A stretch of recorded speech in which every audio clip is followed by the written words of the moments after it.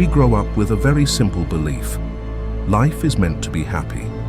Every question revolves around one axis. How can I feel better? Yet the more we chase it, the more hollow, anxious, and unsettled we become. Like running after something that keeps stepping back. Meanwhile, Nietzsche asks a different question, harsher but truer. What if the goal of life isn't happiness, but power?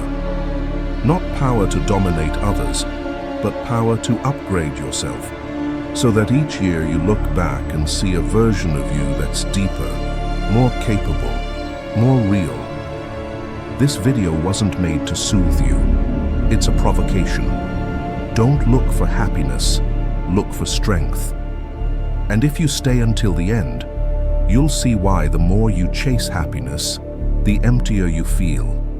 What Nietzsche really means when he says, seek power, not happiness, and how to turn pain, failure, and crisis into fuel for your own will to power.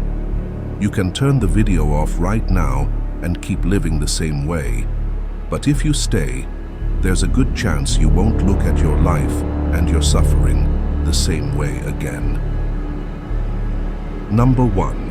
Why is happiness a dangerous goal, according to Nietzsche?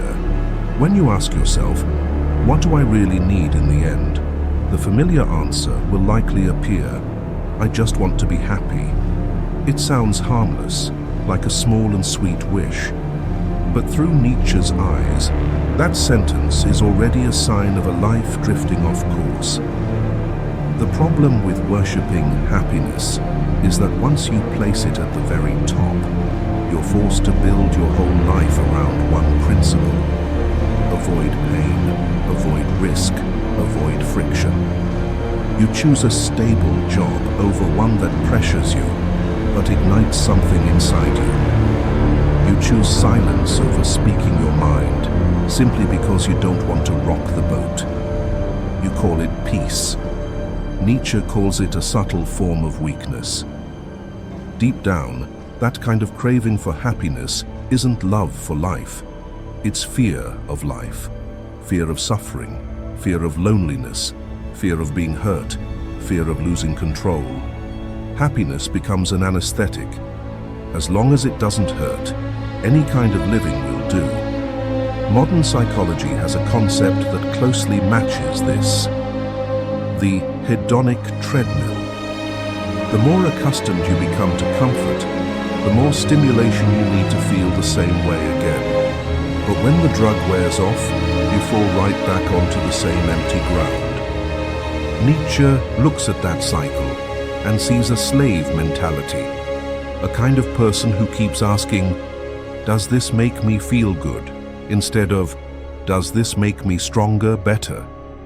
When happiness becomes a moral yardstick, anything that brings unease is instantly labeled something that shouldn't exist. You start doubting yourself simply because you feel sad. So you don't just hurt from the original pain, you also hurt from the feeling that I'm not allowed to hurt. That's the second layer of pain, lonelier, slowly corroding the self. We also live in an age that reinforces this illusion. Advertising promises, own this and you'll be happy. Social media lays out a marketplace where everyone displays their happiest version. You don't ask, what is this pain trying to teach me about myself? You only ask, how do I make this feeling stop as fast as possible? And you open your phone, open Netflix, open a meaningless conversation to drown out the noise inside. This is the danger Nietzsche wants to pull you out of. When happiness is the ultimate goal, your character gets redesigned around avoidance. You don't dare take real responsibility, because responsibility always carries risk. You don't dare pursue big ambitions, because ambition always carries failure. You don't even dare to dig into the hard questions about yourself. Who am I really? Am I living by my own will or by someone else's programming? Because because you're afraid the answer will shatter your current sense of peace. Some philosophers like John Stuart Mill placed happiness at the center, the greatest happiness of the greatest number.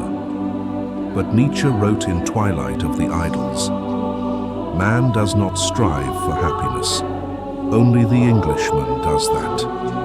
He used that line to jab at the British utilitarian tradition, where happiness is treated as the highest moral measure.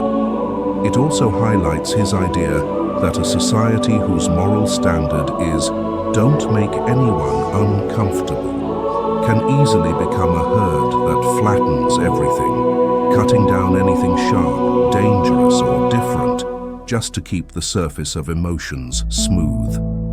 Those who want to live stronger, deeper lives are labeled weird, selfish, too ambitious, simply because they refuse to fall asleep inside average happiness.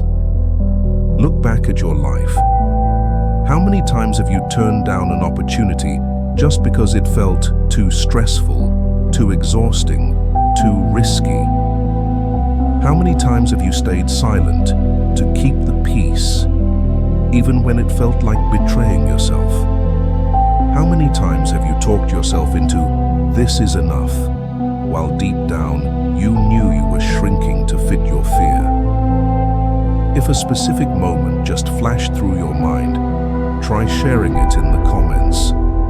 This is a golden chance to look back honestly at the decisions you've made in your own life. Nietzsche isn't condemning happiness as an experience. He's warning you not to turn it into the highest goal. You can have plenty of joyful moments, but when you're alone, in silence, the questions return. Why am I working? Why am I enduring? Why do I wake up every day? If the only answer is, "so I won't feel sad," then deep down, you've already stepped into the territory of nihilism without realizing it. To pull you out of that trap, he doesn't tell you to abandon happiness. He only says, don't put it on the throne. Don't let comfort be your compass. Because when you live that way, you place your whole life under the power of something extremely fragile, your mood. And mood always betrays us. Number 2, power in Nietzsche. Not dominating others, but mastering yourself. So if happiness doesn't belong at the center, what does? This is where Nietzsche enters with his most misunderstood concept, power. When people hear power, they immediately think of money, position, status, and others doing what you want. A boss who bullies employees, a politician who controls the crowd, a manipulator who plays with someone's feelings. But that kind of power, for Nietzsche, is often a sign of inner impotence, not genuine strength. The weak, unable to control themselves, try to control others. They need someone beneath them to feel above. They lack inner force, so they build external stages to convince themselves they are something. Nietzsche calls this the will to power of the weak, a distorted form of power used to cover fear and inferiority. What Nietzsche means isn't that kind of power. His will to power is closer to a deep instinct, the instinct in every living being to level up, to expand its range. A tree doesn't merely exist, it stretches toward light, drives its roots deeper, pushes through rocks, cracks concrete if it must. The life within you is the same. If it isn't strangled by fear and outside domestication, it always wants to become more than it is. That is power in Nietzsche's eyes. Not how many people I stand above, but how much better I can become compared to myself yesterday. Look at an athlete. When he lifts a heavier weight than last week, he isn't dominating anyone, yet his power over his own body has increased. Or think of someone who used to be painfully shy, practicing public speaking, shaking, gasping, repeating words, yet refusing to quit. A year later, she speaks clearly, her gaze steady, her voice carrying force. She doesn't control the world, but her inner world is no longer the same. The power Nietzsche talks about is the upgrading of capacity, a depth and toughness inside that can't be measured by titles, yet can be felt by anyone who meets you. Neuroscience today speaks of neuroplasticity, the brain's ability to rewire itself when we learn new skills and face new challenges. Each time you push yourself out of inertia, you're literally sculpting your brain. Nietzsche lived before this era, yet his intuition was precise. To be healthy isn't to live gently, but to live with enough tension that the nerves and the muscles of the soul are stretched, torn, and then relit at a higher level. That's the will to power at work. Mastering yourself doesn't mean always staying calm, always being right, always being strong. That's an illusion. Mastering yourself means you know exactly where you're weak, where you're dark, where you're twisted, and instead of running, you hold your gaze there. The powerless can't look straight at themselves, so they distract.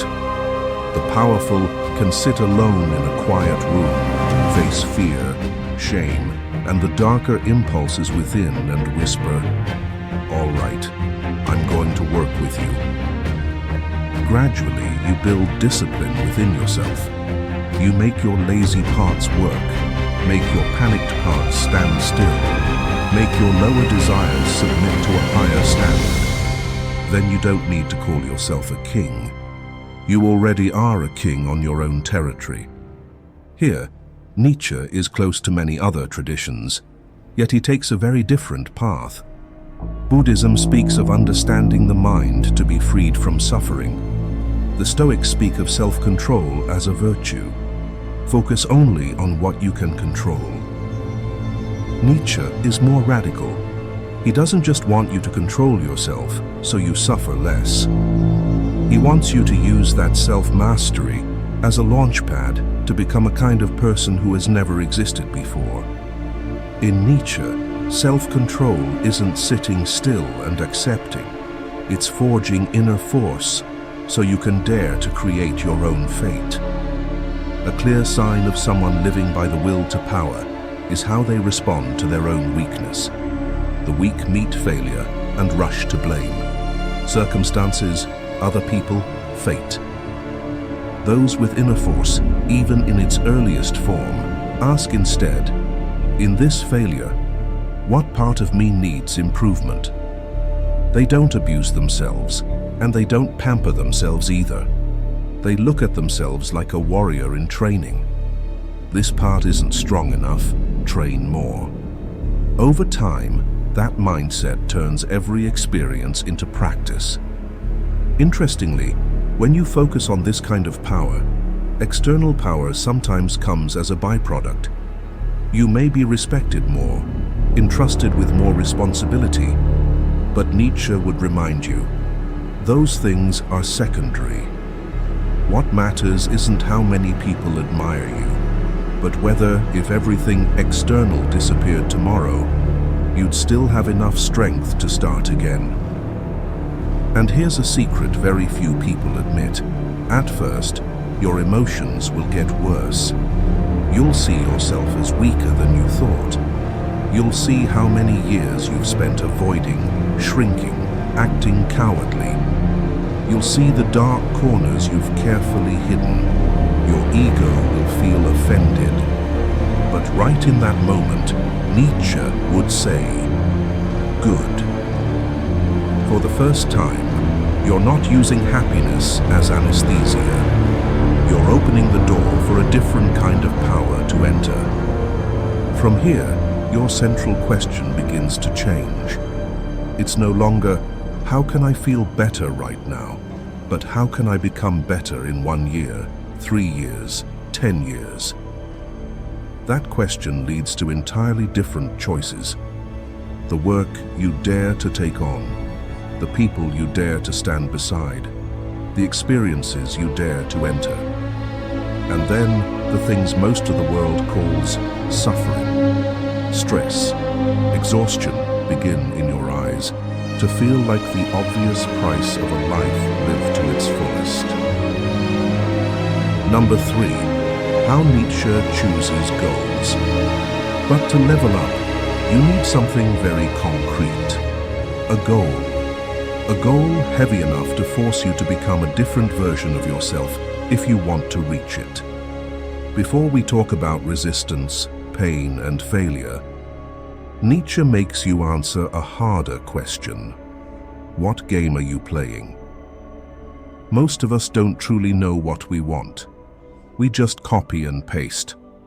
Look around.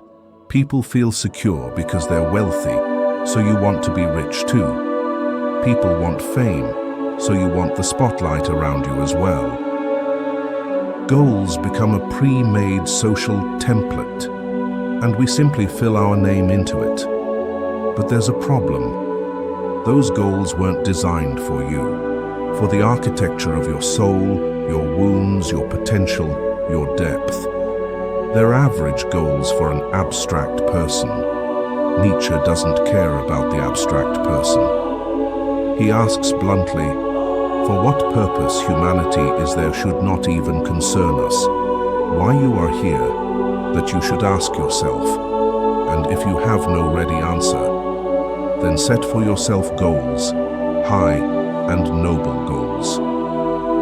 From there, Nietzsche suggests 4 criteria for a goal worth living for. The first, the goal must be meaningful and difficult enough. If it doesn't make you uneasy, a little afraid, if it doesn't leave you thinking, can I even carry this? Then it's just another item on a to-do list, not an existential goal. Nietzsche believes a worthy goal pulls you out of dullness and forces you to draw on your full inner strength. A goal that's too easy will kill you with boredom, and boredom is a quiet kind of nihilism. Imagine 2 people working the same job. One sets a goal.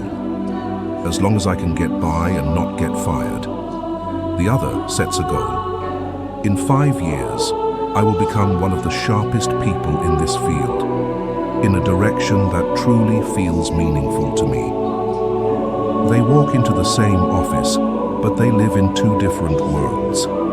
The first does only what is assigned. The second must refine their skills, keep learning, and face their own limits. Their goal is a leveling up problem, not merely a survival plan. The second criterion, the goal must serve vitality, the mental and physical health of you or of others. Nietzsche doesn't promote destroy yourself for greatness. If a big goal drains you, strips away your capacity to love, and robs you of the ability to enjoy life, that's not the will to power. More often, it's a will to self-destruction disguised as ambition. You can work 16 hours a day to prove to your parents you're not useless, burn yourself out on caffeine, and hate yourself in the process. From the outside, it looks like drive, but deep down, it resembles self-punishment, not an increase in life force.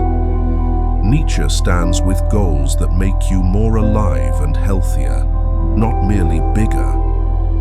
The third criterion, the goal must lead to personal excellence, not just the accumulation of outcomes. Some goals are consumption by nature. Buy this, experience that, tick a few more items on the been there, done that checklist. But other goals force you to create. Write a book, develop a product, build a project with a soul, and refine a skill until it becomes precise and masterful. Nietzsche always sides with the creator. For him, to live beautifully is to live like an artist, even if you don't paint, write, or make music. The artist here is someone who dares to use their life as raw material to shape something with form, weight, and style. A Nietzschean goal always pulls you toward craftsmanship, not merely achievement. The fourth and most important criterion: the goal must come from you. Not a goal stuffed into your mind by family, society, religion, or environment. Not, people say this is good, this is right, this is meaningful. So many people chase noble goals, but deep down, they're borrowed goals. They live as doctors, lawyers, engineers, lecturers, because that's the role others placed on their shoulders. They may be very successful, but when they're alone, they hear a small voice inside. This isn't your life. Nietzsche can't stand that kind of self-deception. He doesn't tell you to quit your job, leave your family, and abandon everything. But he forces you to question yourself. If tomorrow no one praises you, and no one was disappointed in you, would you still choose this goal? If the answer is no, then maybe you're not living your life. You're renting a role in someone else's play. Existential thinkers like Kierkegaard and Sartre also speak of authenticity. But Nietzsche goes further. He doesn't just want you to live true to yourself. He wants you to create yourself through the goals you set. Interestingly, when you change how you choose your goals, everyday life starts to change color. You can sit and write for 2 hours, but if your goal is finish the piece before the deadline, it will feel very different from a goal like, every day I must write 1 sentence, 1 paragraph, 1 idea better than yesterday. You can work out at the gym, but if your goal is just to take a good photo to post, it will feel very different from genuinely wondering, how beautiful and strong can my body become? When you start playing the leveling up game, FOMO fades. You compare yourself less to other people's paths because you realize everyone is lifting a different kind of weight. Some people must learn to say no. Others must learn to say yes. A Nietzschean goal isn't a shared leaderboard. It's a private challenge between you yesterday and you today. That road is often rough and long, with no guarantee of success. But every step on it has value, because each step demands you bring a little more inner strength into the world. From this point on, along that road, resistance and obstacles are no longer things to avoid. They become the mandatory tests of the will to power. And Nietzsche to show them why a true goal always comes with walls and and why those walls are exactly what prove you chose the right goal. If you've made it this far, thank you for staying with us through the first half of this journey. From the next part on, things will go a little deeper, but it's also the most worth it, because it goes straight into how we face resistance and pain, and how life truly changes when you look at them through Nietzsche's eyes. If anything you've heard so far made you nod even once, you can leave a like and subscribe so I have more fuel to keep making content like this. And please stay until the end. The rest will complete the missing piece, so you can understand why sometimes what you call a dead end is actually a door. Number 4. Resistance, failure, suffering. The necessary fuel of the will to power. Once you've chosen a leveling up goal, one thing is certain. Life won't be gentle with you anymore. The price of daring to grow is that you'll collide more, fall more, and feel lonelier more often. And if you're still carrying the old model, life is about suffering less. This is where you'll turn back. Nietzsche understands that perfectly, so he does something bold. He redefines the role of resistance, failure, and suffering in life. Nietzsche wrote, The higher man is distinguished from the lower by his fearlessness and his readiness to challenge misfortune. In Nietzsche's eyes, the will to power isn't a calm stream. It's like lava always searching for a way to spill outward, and strangely, it only senses itself when it meets an obstruction. It sounds paradoxical, but if you look at your own body, it makes uncanny sense. Muscles grow only when you lift something heavier than your current capacity. If every day you go to the gym and lift only the lightest, easiest weight, without tearing a single fiber, nothing will change. With the body, we understand it immediately. Without resistance, you can't become stronger. Nietzsche simply pulls that principle into your entire psychological and existential life. Look back at the times you grew most clearly in your life. They usually weren't peaceful seasons, but painful ones. Heartbreak, bankruptcy, losing a job, betrayal, humiliation, getting lost. In those moments, your old self was torn apart. Everything you believed was solid suddenly shook.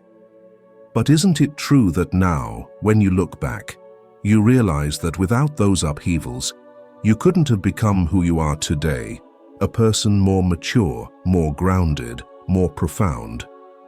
If listening to this brings a specific upheaval in your life to mind, try writing it in the comments. Perhaps naming it is also a way of acknowledging the strength you've survived through and feeling gratitude for it. The problem is, we were taught the opposite. From childhood, most of us were programmed to avoid mistakes, avoid bad grades, and avoid failure. Education treats errors as shameful, not as training material. Culture treats depression, anxiety, and confusion as problems to erase immediately, rather than signals that your current structure has expired and needs to be upgraded. In that context, any resistance is read as, "Something is wrong with me. Life is treating me unfairly." Nietzsche flips it. Resistance is proof that you're alive, not living a flat, impactless life. In his eyes, that isn't a life worth dreaming of. It's a kind of clinical death. Imagine a gamer. If one day the game bugged, enemies don't attack, the boss stands still, the map has no traps, you run one loop and reach the finish, would you feel happy? Maybe for the first 5 minutes, it feels easy, comfortable. But soon the game becomes meaningless. No satisfaction, no thrill. No fight, no victory. Nietzsche points out something few dare to say about happiness. The strongest exhilaration actually appears right after you overcome resistance, not when you manage to avoid it. What is happiness? The feeling that power increases, that a resistance is overcome. So for Nietzsche, resistance isn't optional. It's necessary if you want to live by the will to power. A great warrior needs a great opponent. An athlete chasing a record needs rivals close behind. A soul that wants depth needs winter cold enough. He speaks of the game of resistance and victory. An obstacle, then the effort to overcome it, followed immediately by another obstacle, harder, deeper. Here, a misunderstanding easily appears. Does Nietzsche call us to throw ourselves into every kind of suffering, to endure blindly just to prove we're strong? No. Unlike self-torment, Nietzsche doesn't praise pain for its own sake. He praises pain that is tied to a path, to a leveling up goal. If you're hurt and learn nothing, change nothing, and only grow more bitter and hateful toward life, that isn't the will to power. It's the will to revenge. But if the same wound forces you to become more disciplined, more courageous, more clear-eyed, more independent, then suffering has been justified. It has meaning, as he said. Humans will accept suffering as long as it has a reason. So in practice, what do you do with resistance, failure, and suffering? First, Nietzsche wants you to stop treating them as a system error. Second, he wants you to change your question. Instead of, "How do I get out of this as fast as possible?" ask, "If I assume this was sent at the right time, what do I need to train to overcome it?" A friend of mine used to be rejected in love again and again. Before, every time it happened, he would collapse, look for a replacement, and run into substances to forget.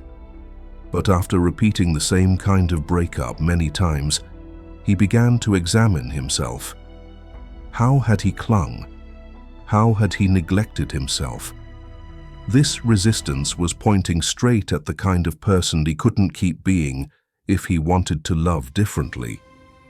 In that pain, he saw the old version of himself break. And he also sensed a new version being called into existence. The cruel part is this: no one else can decide for you whether a resistance becomes fuel or poison. The same failure can be used by one person to smash themselves and lie there in self-pity. Another uses it to rewrite the way they live. The will to power isn't in the event, it's in how you interpret the event. When you begin to live like this, you'll notice a paradox. What others run from, you start walking toward. Each time, the will to power in you gets fed. And then one day you realize, what once shattered you now only has the power to make you tired. That is the sign your strength has increased. So if life under the will to power is a cycle of choosing goals, facing resistance, leveling up, then choosing a new goal, what happens to your achievements? Why does Nietzsche say that whatever you create and love, sooner or later you must overcome it? And how do you live inside a circle with no final destination while still feeling full rather than exhausted and meaningless? Number 5. The circle of power. If you've truly been following what we've said from the beginning until now, there will come a moment like this in your life.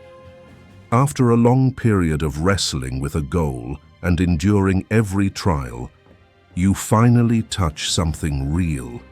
You finish publishing your book. You reach an income level you once thought was a dream. You speak in front of a crowd without trembling. You look back and think, "Oh, I've truly changed." Most people would want to stop there. This is the point where society tells you, "Okay, that's enough. Hold on tight. Protect it." But Nietzsche, in that exact moment, whispers, "Now it's time to betray the very thing you just created."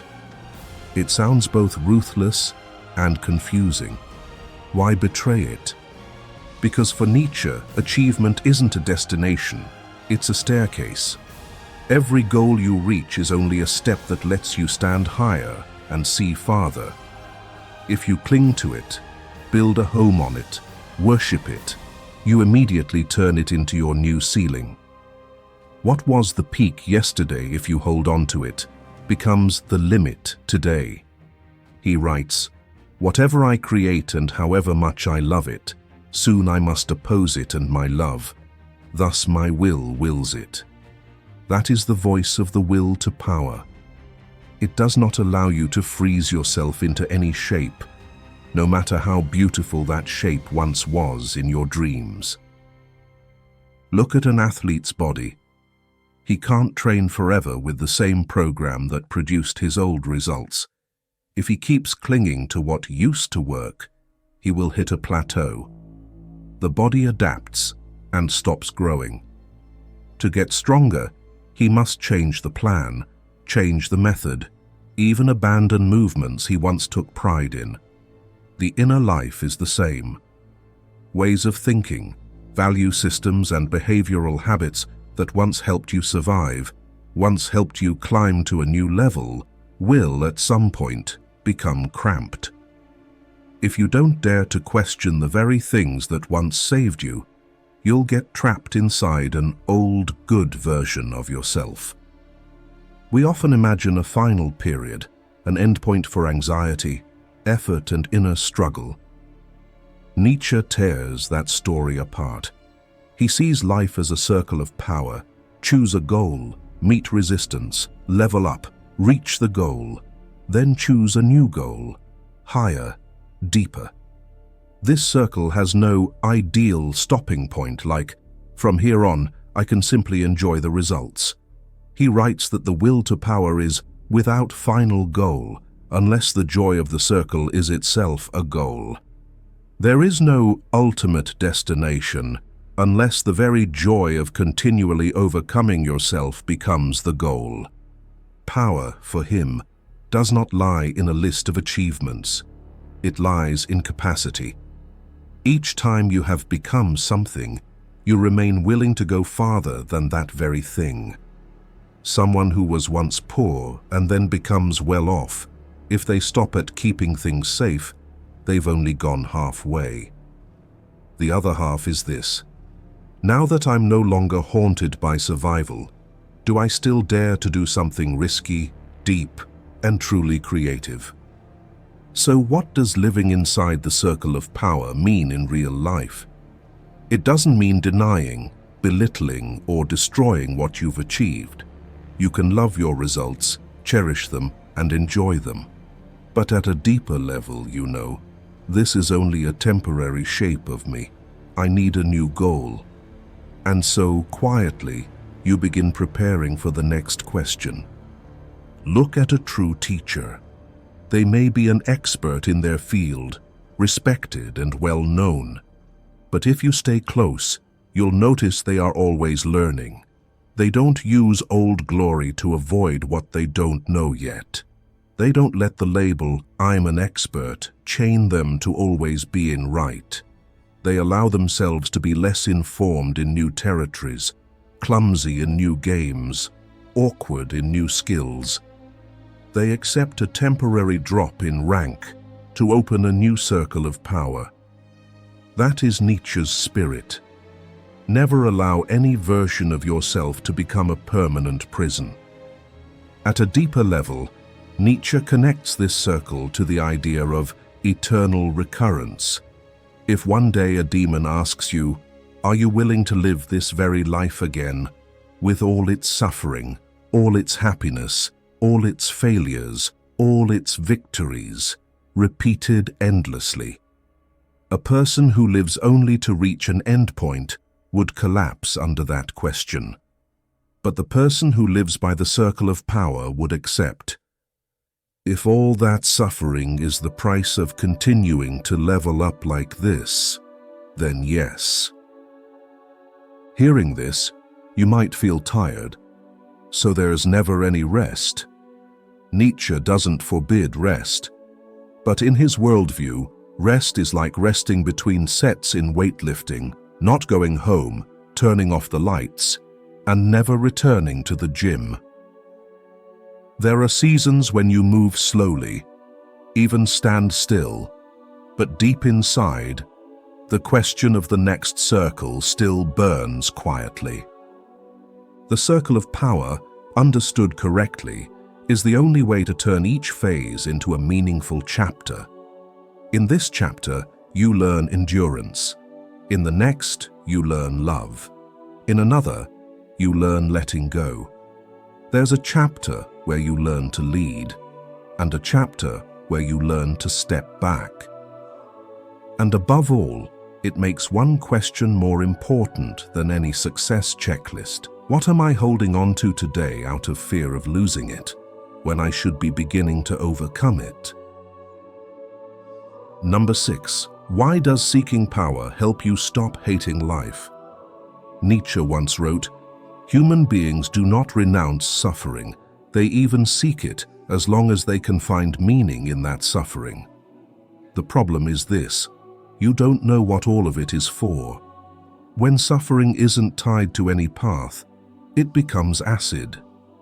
It corrodes trust, corrodes your faith in other people, and worst of all, corrodes the very sense that this life is worth living. In that state, any be positive advice becomes cheap.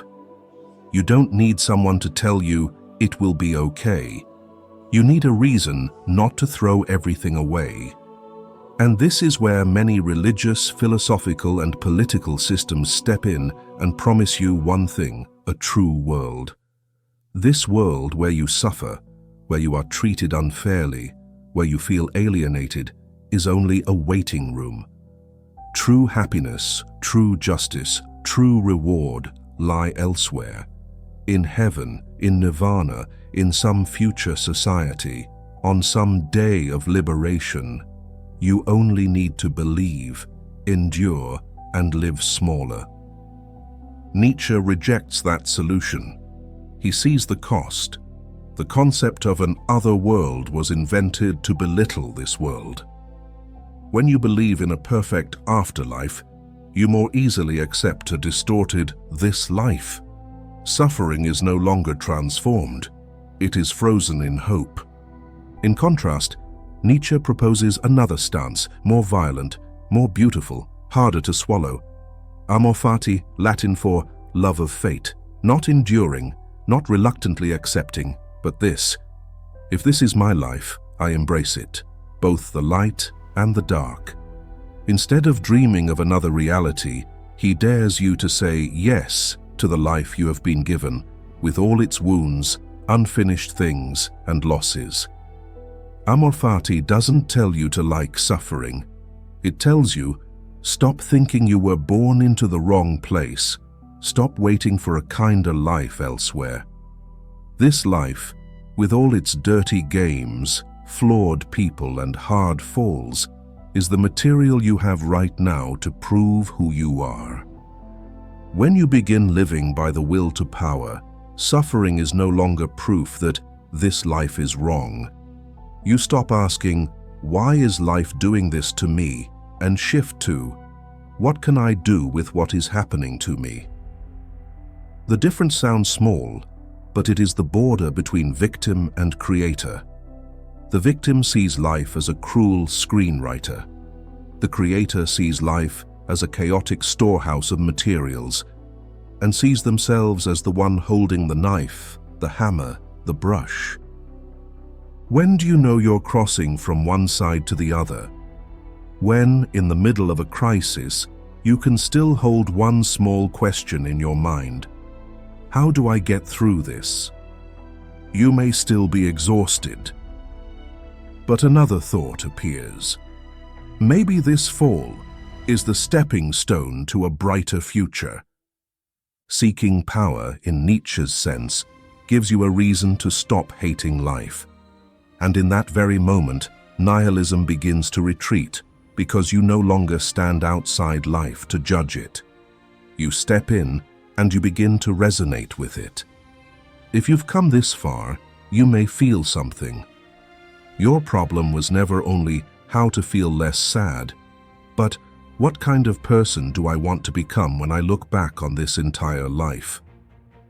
When you shift your center from happiness to strength, you begin to accept a harsh truth. Pain doesn't simply disappear, but it can change form, from wound to muscle, from resentment to will, from meaninglessness to a new kind of determination. Some people will hear all this and think it's too extreme, then return to small emotional relief tricks just to lighten the head. Others will fall silent for a moment and realize they've lived too long as an obedient victim of circumstances, of other people. The rest of this video cannot live without you. It only places in your hands a question Nietzsche threw at his own age, and also at you today. If right now you begin asking, how can this life be more meaningful? Do you dare to give yourself an honest answer?